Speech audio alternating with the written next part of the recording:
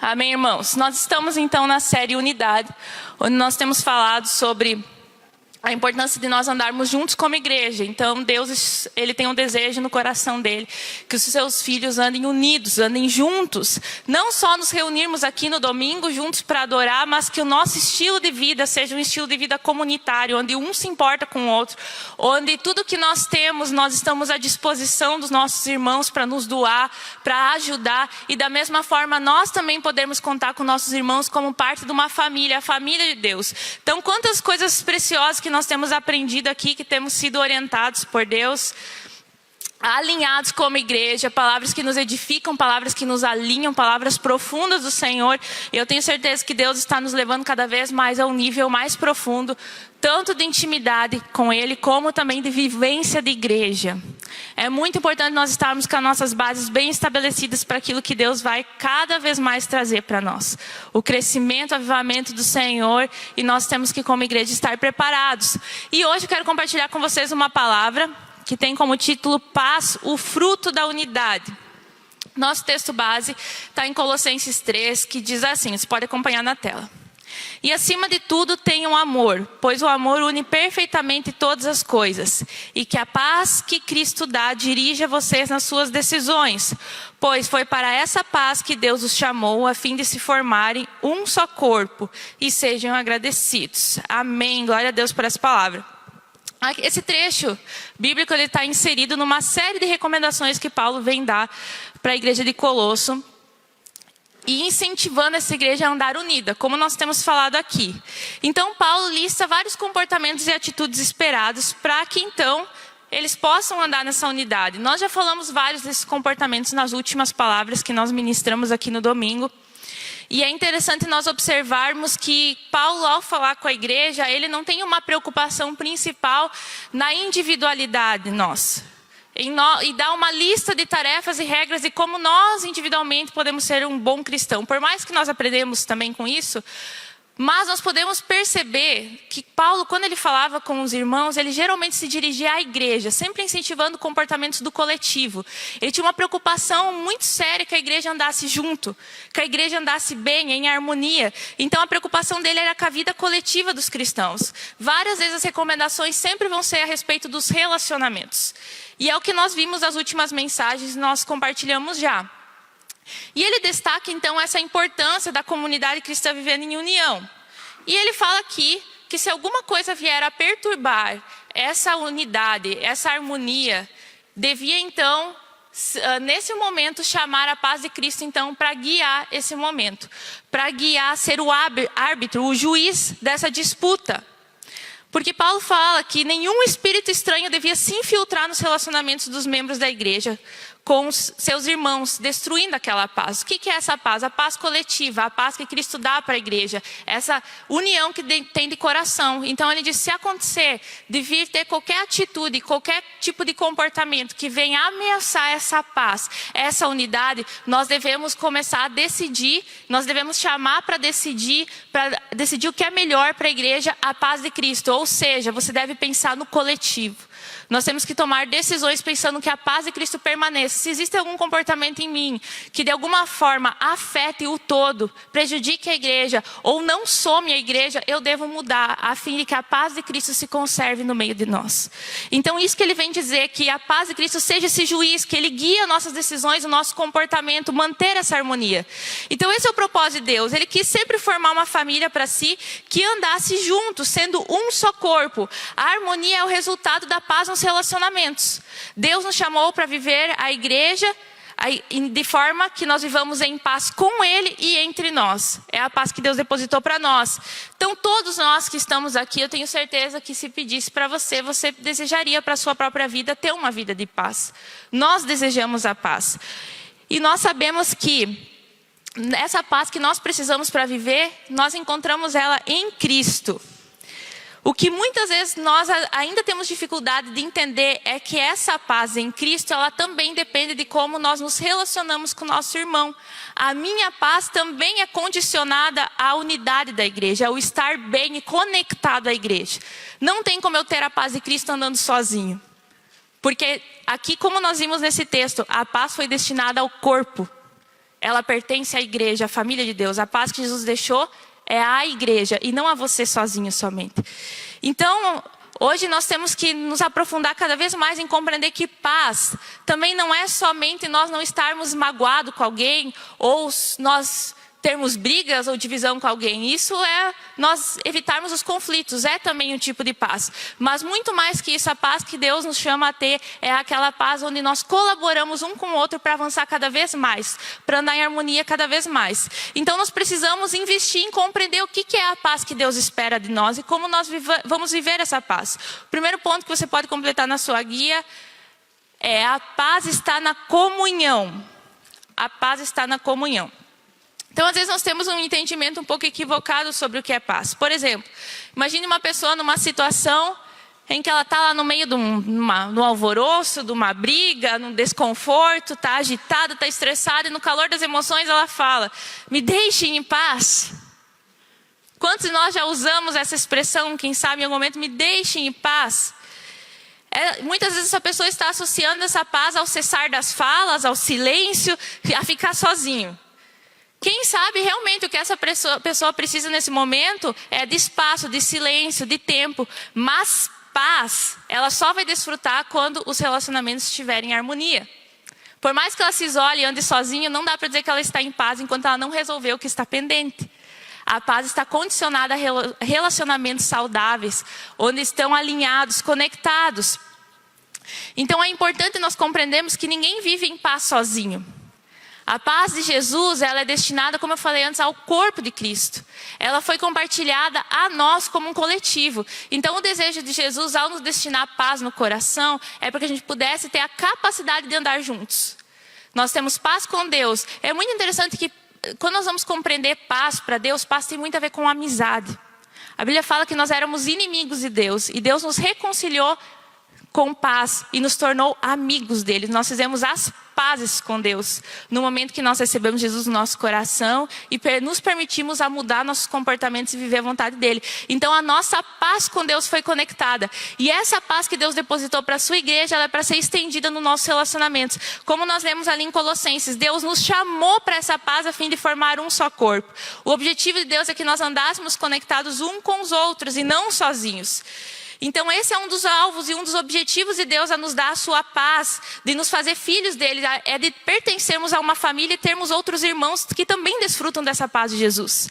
Então a paz de Deus só está aonde quando nós vivemos em comunhão, em unidade. Não tem como ter paz em Deus, com Deus, andando sozinho, separado. Hoje tem aqui, muitas vezes a gente fala, né, que as pessoas têm saído aí com o discurso que eu tô kits com Deus, eu amo Deus, eu conheço Deus, mas é eu e Deus. Eu não preciso ir em nenhuma igreja, não preciso ter compromisso com ninguém, não preciso estar conectado, nem ter um vínculo com nenhum tipo de grupo de fé, porque é eu e Deus. Mas isso não é uma realidade, isso não é verdade diante do princípio bíblico. A paz de Deus só pertence, o relacionamento, a amizade com Deus. Você está em paz com Deus, você precisa estar no corpo dele e ter esse vínculo. Então, às vezes acontece que alguma pessoa, né, no meio de um conflito pode ter brigado com alguém, discutido, e daí a pessoa no seu orgulho fala: eu estou em paz, se fulano não gostou é problema dele. Não acontece isso às vezes? Está lá você tentando resolver uma questão e a pessoa: não, eu estou tranquilo, se ele se ofendeu é problema dele, ele que resolve o seu coração, eu estou em paz. Isso não é verdade. Eu não posso afirmar que eu estou em paz, nem com Deus, nem com outro irmão, se eu sei que existe algo pendente. Eu preciso, então, resolver essa desunião. Olha o que diz lá em Mateus 5. Portanto, se você estiver oferecendo no altar a sua oferta a Deus e lembrar que seu irmão tem alguma queixa contra você, deixe a sua oferta ali na frente do altar e vá logo fazer as pazes com o seu irmão. Depois volte e ofereça a sua oferta a Deus. Então ele disse: se você tem alguma coisa, você sabe que um irmão tem algum problema contigo, não gostou de alguma coisa que você fez, de um comportamento, teve alguma situação, uma coisa indelicada, não vá adorar a Deus sem antes consertar. Ele não diz não adore a Deus, não. É para tu adorar, mas antes de você ir lá prestar a tua adoração, vai fazer as pazes, vai consertar, porque a tua paz com Deus também está condicionada com a tua paz com o teu irmão. Olha que profundo isso, por isso que nós aprendemos tanto sobre perdão. O perdão é algo sobrenatural, é espiritual. As pessoas não conseguem perdoar sem Deus, como o Edson nos ensinou esse dia. O perdão é espiritual, é tão profundo, ele conecta corações. Então, se existe algo pendente, Deus não vai aceitar a adoração. A adoração sem perdão é bajulação para Deus. É quando a pessoa está tentando paparicar Deus, mas Deus está olhando e diz, eu acho muito legal você vir me adorar, mas antes vai lá e resolve com o teu irmão. Deus não deixa as coisas embaixo do tapete. Ele nos chama a consertar. Então, paz com Deus está condicionada à minha paz com meu irmão, estar em comunhão. E o meu amor a Deus é medido pela forma como eu amo meu irmão. Olha o que está escrito em 1 João 4:20. Se alguém diz, eu amo a Deus, mas odeio seu irmão, é mentiroso. Pois ninguém pode amar a Deus a quem não vê, se não amar o seu irmão, a quem vê. O mandamento que Cristo nos deu é esse. Quem ama a Deus, que ame também o seu irmão. Então veja aqui que amar o irmão não está ligado somente... Aqui nós precisamos entender não somente em questões... Por exemplo, de não ter uma contenda com o irmão, mas muito mais que isso, ter compromisso com o irmão. Olha o que está escrito na sequência do texto. Meus filhinhos, o nosso amor não deve ser somente de palavras e de conversa. Não é só eu dizer eu te amo, irmão. Eu amo todos vocês. Não. Deve ser um amor verdadeiro que se mostra por meio de ações, um compromisso. Amar o irmão não significa só você não estar brigado com ele. Às vezes eu amo todo mundo. Não tenho briga com ninguém, mas também não tenho compromisso com ninguém. Você não se envolve na vida de ninguém, você não ajuda ninguém, você não está disponível para ninguém. Será que realmente você ama? Porque o amor vai além de palavras, ele vai ser demonstrado nas atitudes. Então o amor não é sobre o que você fala, é sobre o que você faz. Quem ama anda em paz, ou seja, anda conectado com seus irmãos. Por que Deus insiste tanto que nós vivamos unidos em paz? Porque Ele sabe que nós só vamos conseguir nos manter firmes na fé e crescendo constantemente diante das lutas, das perseguições, das provações. Nós só vamos permanecer se o nosso relacionamento estar firme, consolidado dentro da igreja, com irmãos da fé que nos ajudam a nos sustentar na fé, a nos motivar, a nos encorajar, a nos dar suporte. Então, por isso que é tão importante a unidade, o teu crescimento, o teu avanço e até mesmo você perseverar na sua fé depende da forma como você leva a sério o teu compromisso com o teu irmão. Porque a Bíblia fala que é melhor serem dois do que um. Juntos nós podemos suportar uns aos outros e facilitar a vida um dos outros. Segundo, a paz de Deus está na verdade. Ponto 2, pode completar lá.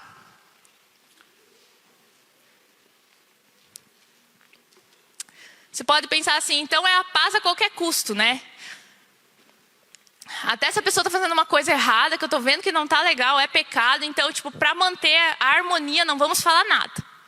Vamos todo mundo fazer de conta que está tudo bem, porque o irmão não pode ficar triste. Né? Será que é essa paz que Deus nos chamou? Uma paz superficial?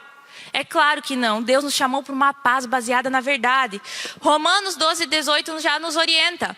No que depender de vocês, façam todo o possível para viver em paz com todas as pessoas.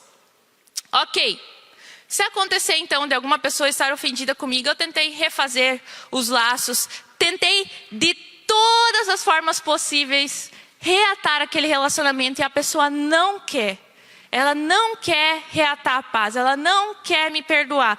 Então o que vai acontecer comigo? Eu vou ter que viver perturbado? Não. Você fez a sua parte, fez todo o possível para manter a paz, para restaurar o relacionamento. Se você fez o que você deveria ter feito, fez o teu papel e a pessoa não liberou perdão, é ela e Deus. Vá em paz, você pode se manter na paz de Cristo, porque aqui, como diz esse texto, é no que for possível você tenta, mas se a pessoa não quer perdoar, você vai fazer o quê? Não pode obrigar. Então, Paulo, já ciente dessa situação, falou, no que depender de vocês, vocês se esforcem, mas se não for possível, fiquem em paz. Porque Deus não quer que a gente mantenha relacionamentos baseados na mentira, na falsidade. Deus quer que nós desfrutemos da paz dele em relacionamentos verdadeiros, saudáveis, baseados em princípios bíblicos, norteados pela palavra de Deus. Então é necessário sim que a gente se baseie em princípios, e às vezes a verdade vai ser difícil de ser administrada. E algumas pessoas não vão aceitar bem. E é tão verdade isso que eu queria ler agora com vocês um texto que Jesus deixou para os seus discípulos, e que texto difícil de ser engolido. Hoje essa geração não quer esse texto aqui.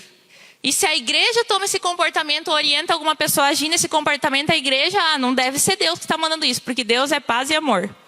Então vamos ver o que Jesus diz aqui. Não pense que eu vim trazer paz ao mundo. Já complicou tudo. Nós estamos falando até agora de paz. Como assim Jesus chega e diz que não veio trazer paz ao mundo? Não vim trazer a paz, mas a espada. Eu vim para pôr os filhos contra os pais, as filhas contra as mães e as noras contra as noras. E assim os piores inimigos de uma pessoa serão os seus próprios parentes. Quem ama o seu pai ou a sua mãe mais do que ama a mim, não merece ser meu seguidor. Quem ama o seu filho ou sua filha mais do que ama a mim, não merece ser meu seguidor. Não serve para ser meu seguidor quem não estiver pronto para morrer como eu vou morrer e me acompanhar. Quem procura seus próprios interesses nunca terá vida verdadeira. Mas quem esquece a si mesmo, porque é meu seguidor, terá vida verdadeira. Que declaração forte de Jesus. Será que nós estamos prontos para viver essa realidade se estiver diante de nós? Se nós estivermos diante de relacionamentos onde é ou Jesus ou a pessoa, ou o princípio de Deus ou a pessoa, será que nós estamos dispostos a quebrar laços? Colocar a espada da verdade e da palavra de Deus entre os nossos relacionamentos e dizer, eu fico com Cristo? Porque nós estamos acostumados a pensar que Deus, ele abre mão da verdade em favor de que todo mundo fique feliz e contente.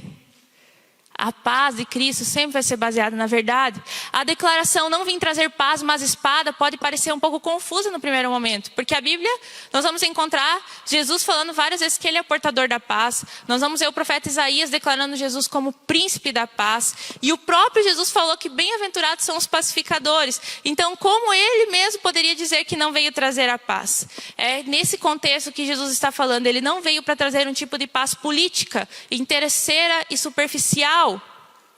Naquele contexto, os judeus, então, eles estavam mais preocupados em serem resgatados daquela situação política deles, que eles estavam vivendo na mão dos romanos, do que a paz que Jesus estava propondo, que era a paz com Deus, que é confessar que são pecador mesmo e precisam da graça de Deus. Então eles pensavam, Jesus veio para, a paz de Jesus é para botar eu no poder político. Não, é para me promover. Jesus quer só me fazer viver no conforto, só na segurança, na satisfação. Não, a paz que Jesus veio propor é uma paz verdadeira. É uma paz que fala a respeito de quem nós somos e do que nós precisamos diante de Deus. Ele não veio trazer paz à terra no sentido de como o mundo dá. Ele veio trazer paz ao coração do pecador arrependido, a paz com o Senhor.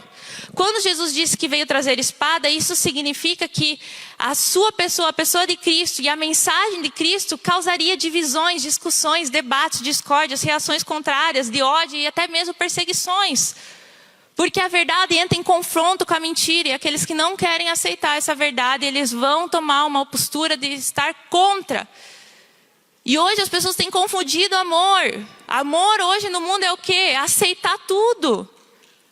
Aceitar e celebrar qualquer coisa que é falado, mesmo que aquilo sacrifique os princípios da palavra de Deus. Isso não é amor. A Bíblia fala que trocariam a verdade pela mentira. Hoje se fala que amor é uma coisa que não é, e ódio é uma coisa. A pessoa falar a verdade é ódio hoje. A pessoa defender a palavra de Deus hoje é ódio. Então, vão existir momentos que estar diante da palavra de Deus e decidir obedecê-lo vai causar divisões. Mas na verdade vai dividir entre quem é irmão em Cristo e quem não é irmão em Cristo. Sem Cristo, a gente brinca irmão sem Cristo, né? Não que tenha irmão sem Cristo, mas uma pessoa que decidiu não seguir o princípio, a palavra de Deus. Então Jesus é a verdade e ele veio para mostrar a verdade. A verdade pode trazer incômodos, desconfortos, provocar mudanças e até mesmo então esses conflitos com aqueles que não desejam fazer a vontade de Deus. Esse tipo de divisão, de conflito, de quebra de relacionamento é aprovado por Deus. Porque Deus nunca vai permitir que a gente coloque alguma pessoa acima dele. Alguma pessoa em disputa com ele, com a verdade dele. Então ele veio trazer a espada. Ele quer que você tenha relacionamentos baseados na verdade de quem Deus é e aquilo que ele quer para as nossas vidas. Ele já afirmou lá em João 14:27, deixo a paz a vocês, a minha paz dou a vocês, não a dou como o mundo dá. Ontem o Edson e eu estávamos conversando sobre isso. Ele estava falando justamente sobre esse texto comigo.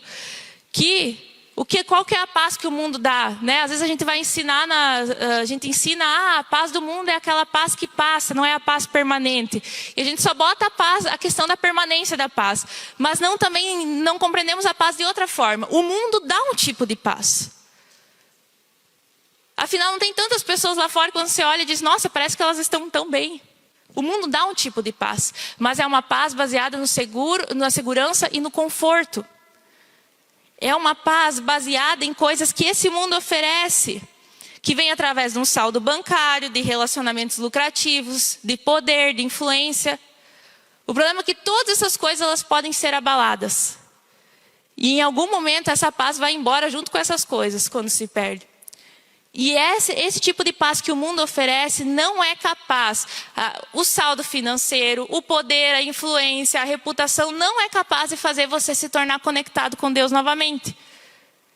Não existe nada que nós façamos, nenhuma obra, nenhum mérito próprio que faça nós termos paz novamente com Deus. Não tem como, é só Jesus que dá essa paz e você aceita ela de graça. Aceita que Ele conecte você a Ele. Então Jesus veio propor uma paz diferente do mundo. E às vezes as pessoas entram em crise porque elas acham, eu estou em paz, então isso que eu estou sentindo é Deus. E às vezes eu confundo paz com conforto e segurança. Isso aqui não vai causar nenhuma tensão, isso aqui não vai fazer eu ter nenhum sacrifício, ninguém vai ficar bravo comigo, então com certeza é Deus. Porque Deus não faria isso. Deus não falaria para eu falar essa verdade para a pessoa. Deus não mandaria eu cortar esse laço com essa pessoa. Nós confundimos a paz de Deus, às vezes, com a paz do mundo. Jesus não está interessado em nosso conforto. Jesus está interessado em nosso crescimento, em nossa proteção à nossa fé. Então, sim, em alguns momentos, a paz baseada na verdade vai criar conflitos. E como eu sei que eu estou andando então nessa verdade, que eu estou baseado nessa verdade, afinal, como é que eu sei que eu estou no caminho certo? Ponto 3, a paz está na concordância.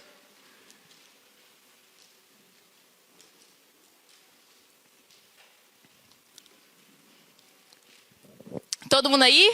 Amém? Todo mundo quietinho. A paz, como é que eu vou saber que eu estou andando na verdade? Então eu estou desfrutando de uma paz verdadeira. É a paz de Deus, não é emoção minha, não é um sentimento, não é um pensamento positivo, é a paz de Deus. Como é que eu sei? Você tem algumas testemunhas ao seu favor para você saber se você está andando na paz de Deus. Primeira, a palavra de Deus. Se quiser anotar na sua guia, você pode anotar. Testemunhas a favor da tua paz. Primeira, a palavra de Deus.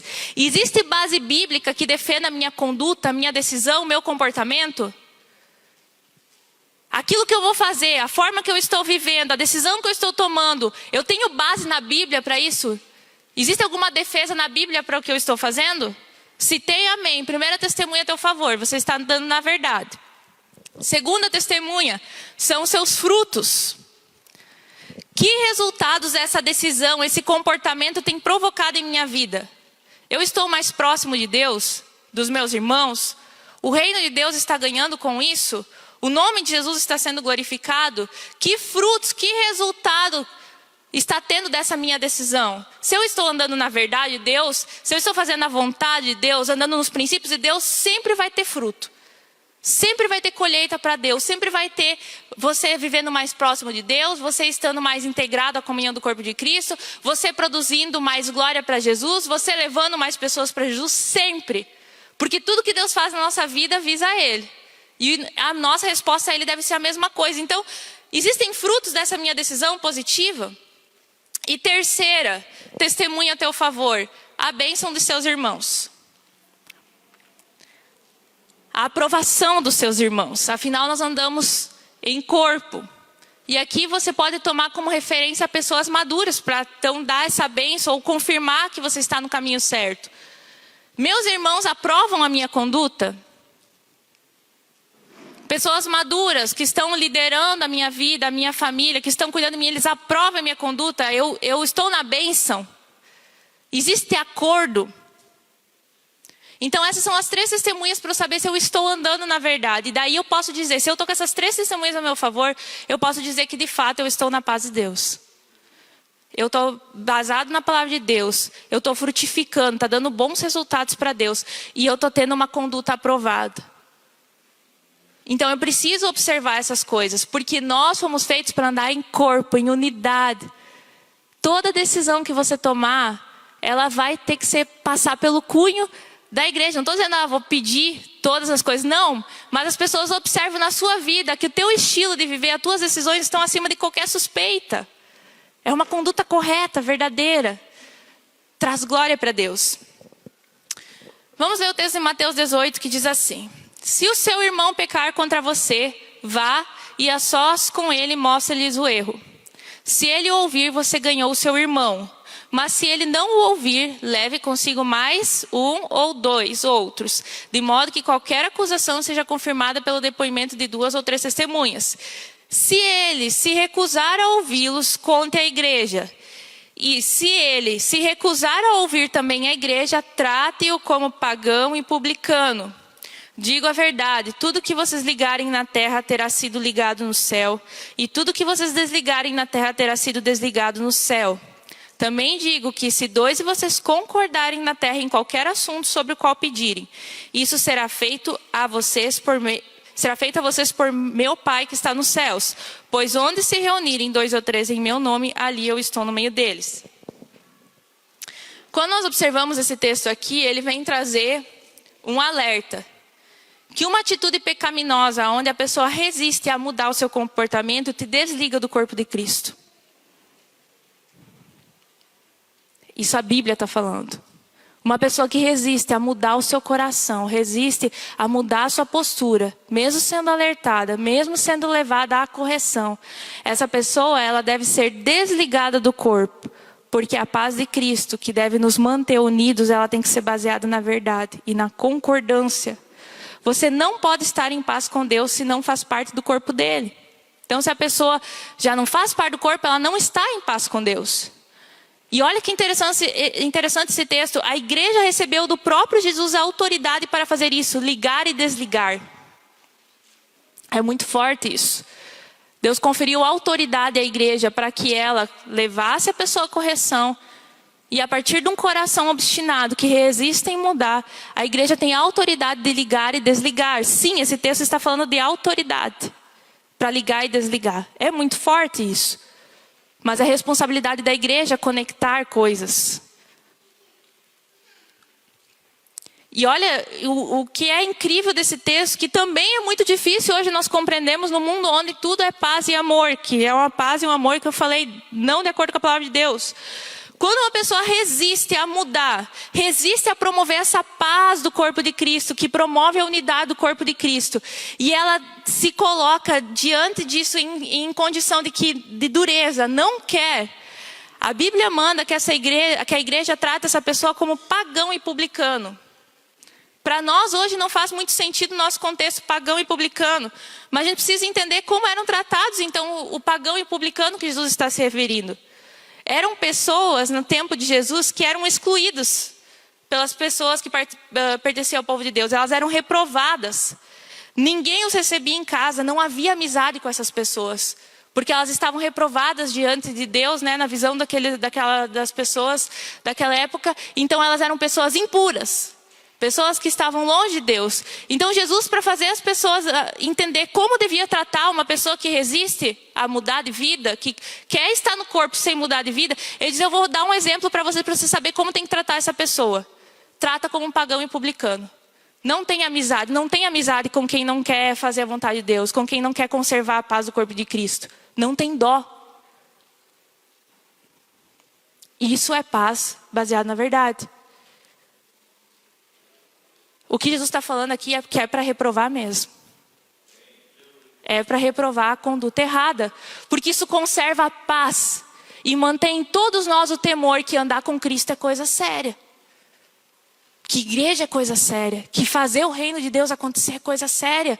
E nós temos que estar conectados. Então esse texto é muito precioso e ele traz esse princípio da concordância. Quando nós, como irmãos, concordamos juntos, andamos unidos e conectados, nós revelamos Deus. Isso não significa que lá nós queremos alguma coisa juntos. Deus, nós queremos 1 milhão. Nós vamos ficar orando. Deus dá 1 milhão. Tem aqui, sei lá, 100 pessoas, 1 milhão, 1 milhão. Então Deus é obrigado a dar, porque todos nós concordamos. Nós temos que ler todo o texto aqui. Significa que quando irmãos se reúnem em nome de Jesus, ou seja, buscando sinceramente conhecer a vontade de Deus para então realizá-la, Jesus está ali. Porque ali existem corações interessados em fazer a vontade de Deus. Então aquilo que aquelas pessoas compreenderem, em nome de Jesus estão reunidas, e elas compreenderem, essa é a vontade de Deus, nós temos que agir nisso, nós temos que pedir isso juntos, Deus vai fazer, porque é do próprio agrado dele. Porque Deus gerou isso no coração e deu concordância, ligou os corações. Então a concordância tem esse poder de nos levar a compreender a vontade de Deus. Porque ali a Bíblia diz, pois onde se reunirem 2 ou 3 em meu nome, ali eu estou no meio deles. Quando se vive em unidade com os irmãos, eu posso buscar junto com eles a concordância. Isso vai gerar a paz de Deus em meu coração para saber como eu devo agir, quando, de que forma. Por exemplo, quando você busca um conselho, compartilha seu desejo, solicita oração, você está buscando concordância. Junto com seus irmãos, em nome de Jesus, vocês se reúnem, dizendo, Deus, qual é a vontade do Senhor para a vida dele, para a minha vida? Você conecta junto, e ali, o que nós pedirmos juntos, Deus vai responder. Porque é do prazer dele realizar isso. Então, você não descobrirá a vontade de Deus sozinho. A concordância que existe na unidade te ajudará a reconhecê-la. Por exemplo, você quer descobrir o seu chamado, a sua missão de vida. A igreja te ajuda a reconhecer seus dons. Então, na unidade, na concordância, ela te prepara, ela te treina, ela te dá palavras pessoais. A igreja te dá a bênção, te dá a unção, te promove. Então, no meio da unidade, onde a concordância, todo mundo é isso aí. Deus está te chamando para isso. Eu vejo isso em você. O irmão chega lá, você se dá muito bem nisso aqui.